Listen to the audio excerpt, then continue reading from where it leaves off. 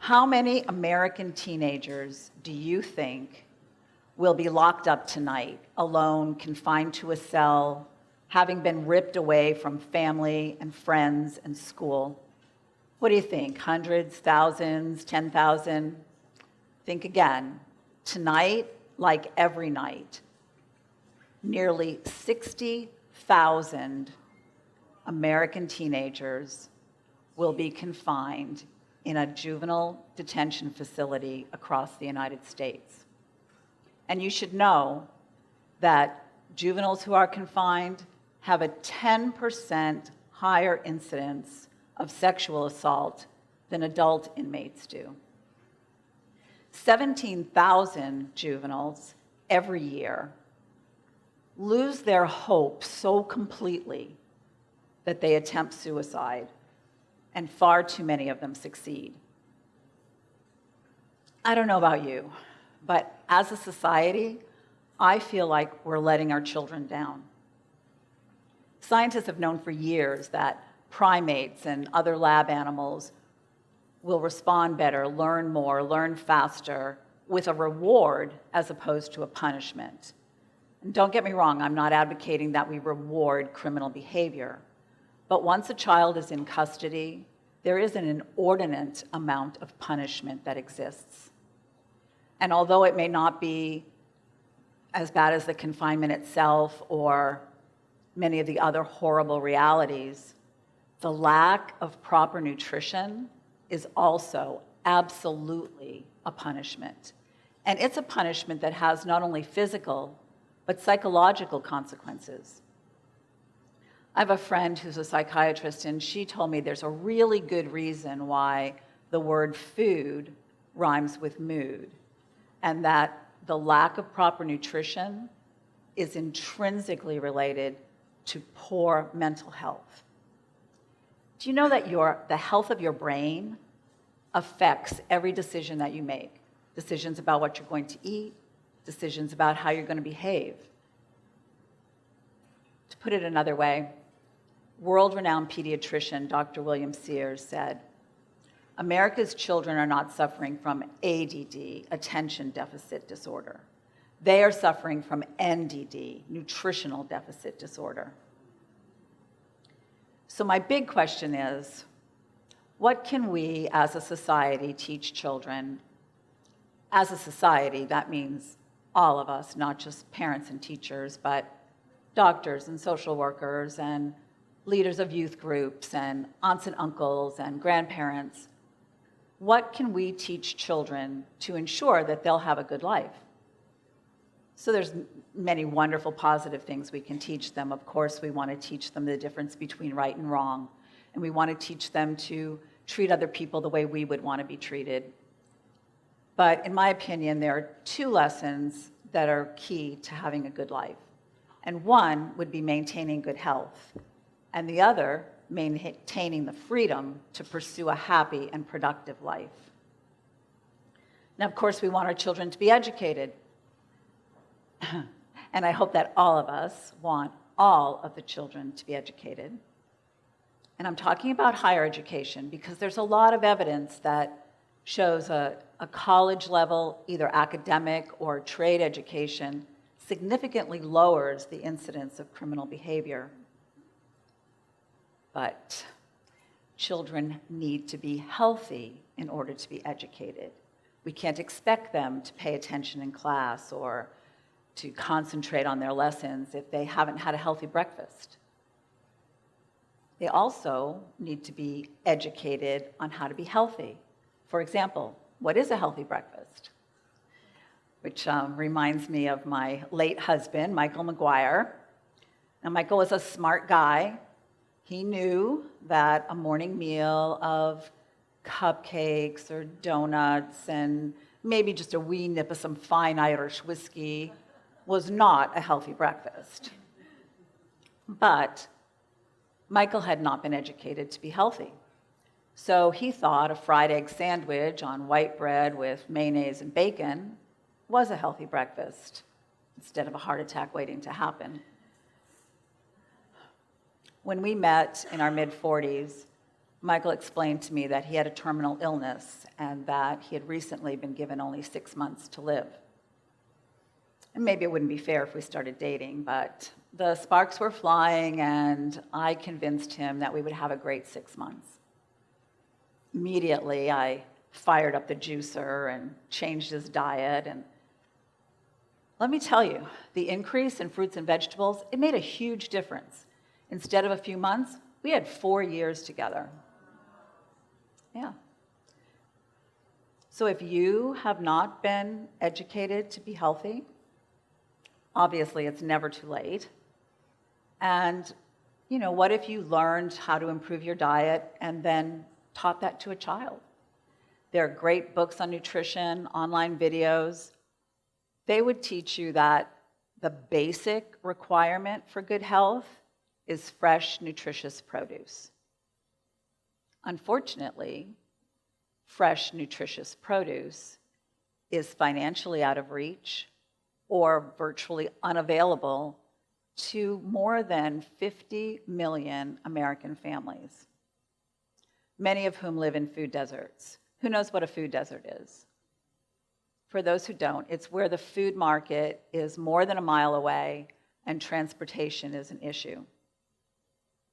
What happens is the residents end up buying their food at a convenience store, which rarely has fresh, nutritious produce.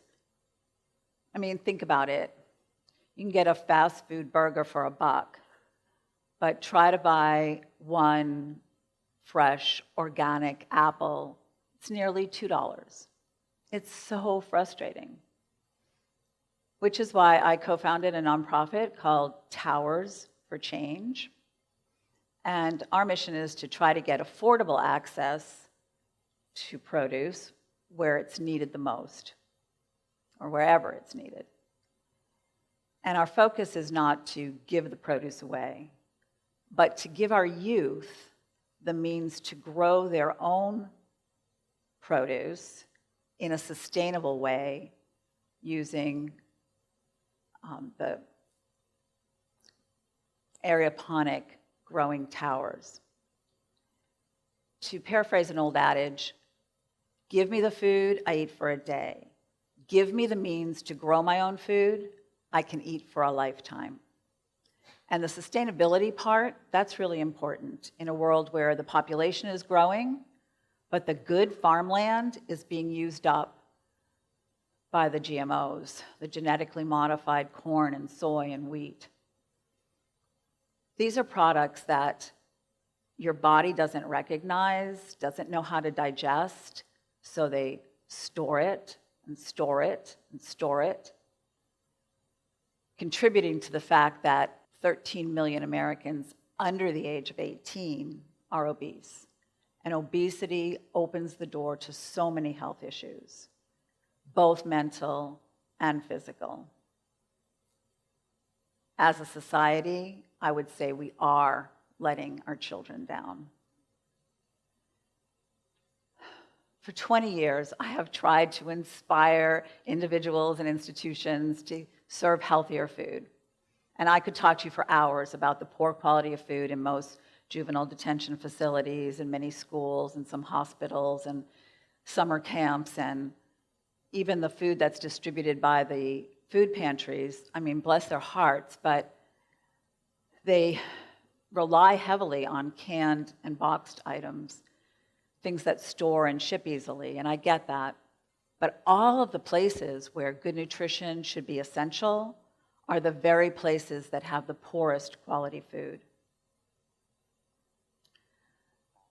Today, I wanted to focus specifically on juvenile detention facilities because juveniles have a recidivism rate or reoffend rate of 77%.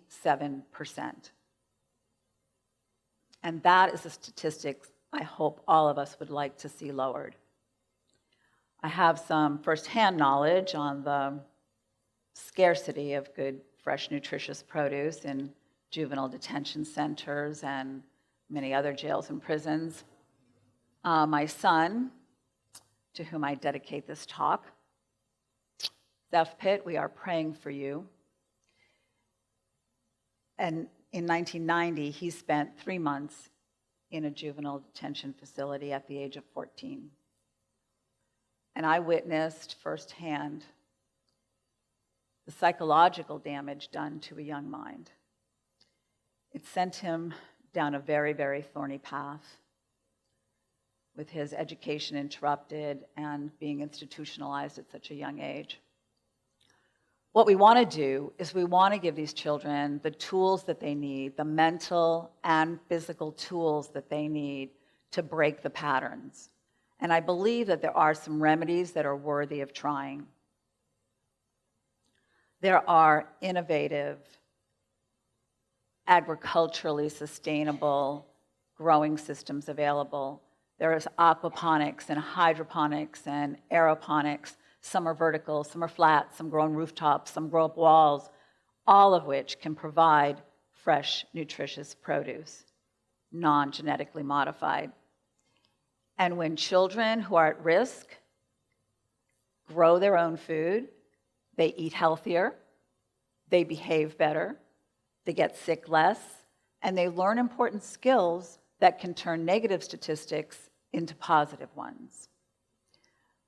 The aeroponic growing towers come with elementary and secondary school STEM curriculum and have already impacted the lives of thousands of students, taking graduation rates that were in the teens and making them graduation rates in the 90s.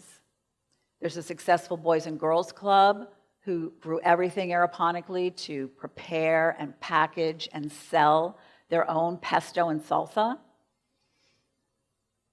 I'd love to see all of the Boys and Girls Clubs and all of the schools, but most importantly, all of the juvenile detention centers be able to experience these same positive results, learning culinary and horticulture and entrepreneurial skills.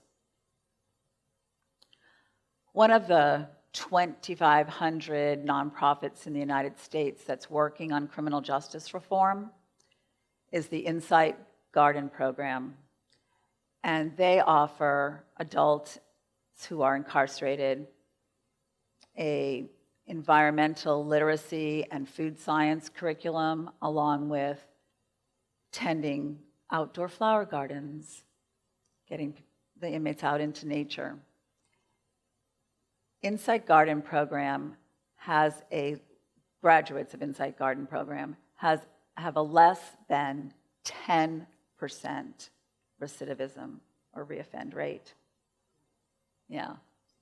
So my vision is to take Insight Garden program into the juvenile detention centers with the addition of growing sustainably their own produce all year long right inside the facility. Thank you. However, there are 1,500 juvenile detention facilities in the United States. So that's a tall order. I am currently trying to have a bipartisan bill written to present to Congress so that they might fund my dream. Because wouldn't it be nice if we could organically grow a whole generation of healthy individuals with healthy brains making healthy decisions and staying off of the thorny path?